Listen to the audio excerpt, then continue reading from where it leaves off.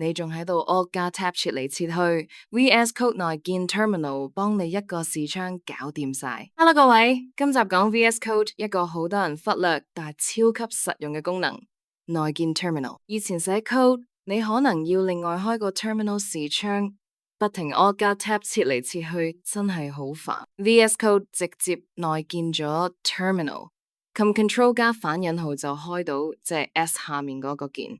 又或者去上面選單列 View， 再撳 Terminal 都一樣開到，兩個方法都好簡單。開咗之後，下面會出現個 Terminal 面板。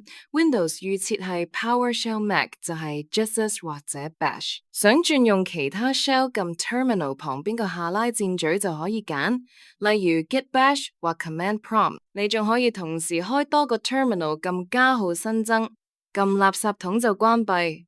管理起嚟好方便，甚至可以分割 terminal 畫面，一邊行 server， 一邊打其他指令，兩樣嘢同步進行。喺入邊可以做晒所有嘢 ，CD 設目錄 ，npm install 裝套件，用 Git 做版本控制，乜都得。而且工作目錄會自動對應你開嘅資料夾。